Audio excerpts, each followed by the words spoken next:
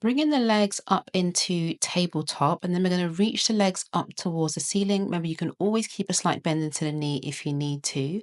Turn the hips out so that it brings the feet into the letter V. And then we reach the legs away from each other, and we're bringing the legs back in again. We've got 6 of these. Keep the tailbone as low to the floor as possible. Keep the collarbone nice and wide, arms pushing down into the floor, and that gentle stability and support through the front of the body. Only take your knees as wide as you feel like you have the strength and control to bring them back. So it's not a stretch. We want that control to bring the legs all the way back again. From here, going into our froggy legs. As you're bringing the knees towards you, really think about creating a nice big diamond shape between the legs. Keep the feet as high as possible. So really encouraging that opening at the hips. We've got 6 of these as well, and then we're going to be putting the 2 moves together. Breath is nice and easy. So from here, bringing the knees in, reaching the legs out into the V shape and bringing the legs together. And again, we're going 3 each direction. So this is 2. Inner thighs, leg come together, and here's 3. So froggy legs, legs out into your V shape. And then thighs, feet back together, and we reverse. V shape first, connect the heels, and then push the feet away. V shape, imagine you're wrapping your knees, your legs around a massive tree, and then you push the legs away. Keep going. This is the last one here. Push the legs away. From here, we're going to take a really quick break. Just hugging the knees towards the body. If you need to release out the hips, you can circle the legs. Remember, you can all circle same direction, or you can do circling the legs towards and then away, if that's what you prefer. Bringing feet onto floor, reaching the legs long. So from here, we're going to draw that right leg across, reach the leg long, and bend the knee. So the thigh is coming over the midline, making sure that the shoulder on that right side stays anchored to the floor. From here, we're going to keep that right leg in tabletop, and we're going into our TikToks. So bringing the thigh across the midline and out to the side. Again, finding your comfortable range of movement. It's not about how wide you take that thigh out to the side. It's about being able to bring that thigh back with gentle control. We're going for 6 of these.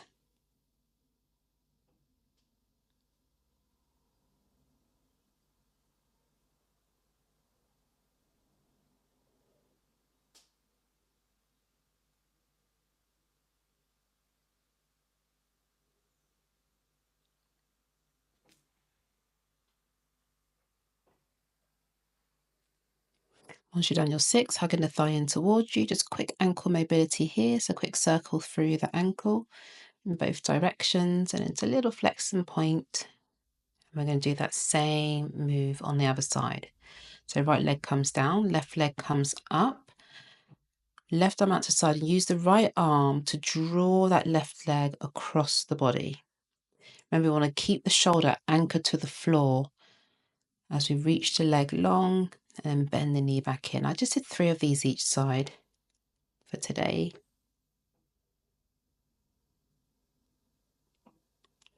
Bringing ourselves so that that left leg is now on our tabletop, and we're going back into our TikTok. So thigh comes across the midline and then opens out to the side. Remembering here to keep the hips nice and even, making sure that we're not hiking up on a hip, both sides of the waist evenly lengthened.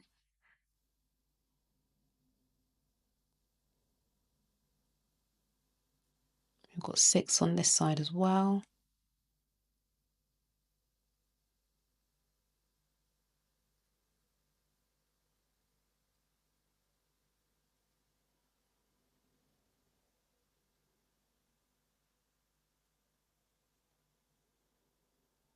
Again, hugging the thigh in towards the body.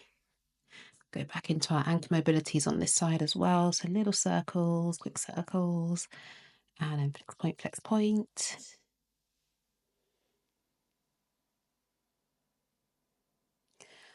From here, we're going to put our feet onto the floor, roughly about as wide as your mat.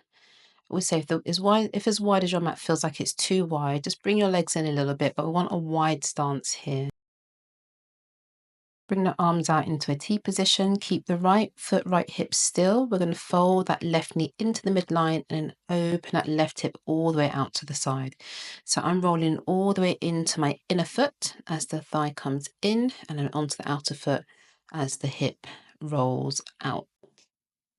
So as we bring that hip outwards onto the outer edge of the foot, we've got external rotation through the hip. And as we roll to the inner side of the foot, we've got internal rotation through the hip. Just keep going here. We've got 6 each side. Try and keep that right hip, the non-moving leg, as quiet as possible. So I'm trying to keep that right side just anchored down to the floor. But remember, I always say we're not anchoring so hard that we're stifling our movement. It's more important to get this movement into this left hip.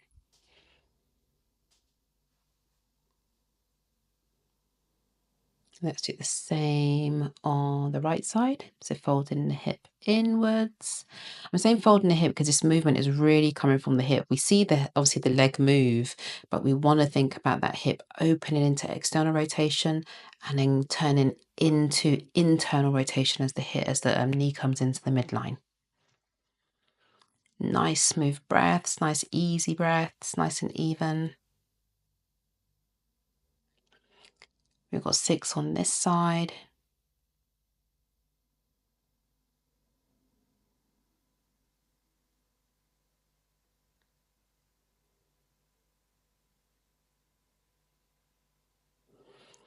Once we've done our 6, we are going to bring ourselves up into a 4-point kneel for some cat stretches. So when you're ready to, roll yourselves onto one side, bring yourself up into a 4-point kneel. You're going to reach the right leg out to the side, left knee stays bent, and we go into our cat stretches. Really finding that height through the spine, sending the hips out behind you, sending the center of the chest forward. You can feel how it almost feels like my hip is rotating around my thigh. So really feel that movement in the hip.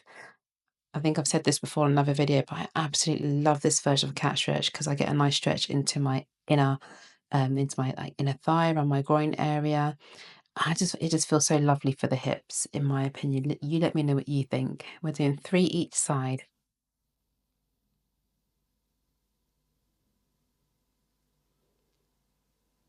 Just looking after your knees here as you transition, she says, swiveling around on her knees.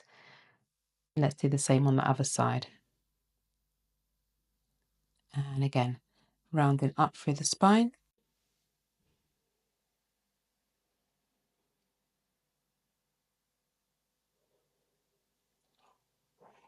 Always try and find that height in between the tips of the shoulder blades. I always find that's where we sometimes forget to really push into and flex into that portion of the spine. So see if that's true for you. I'm always thinking, when I come into my reverse cat, I'm thinking more about trying to send my hips out behind me. So pushing the hips back as opposed to trying to get a dip into the lower back.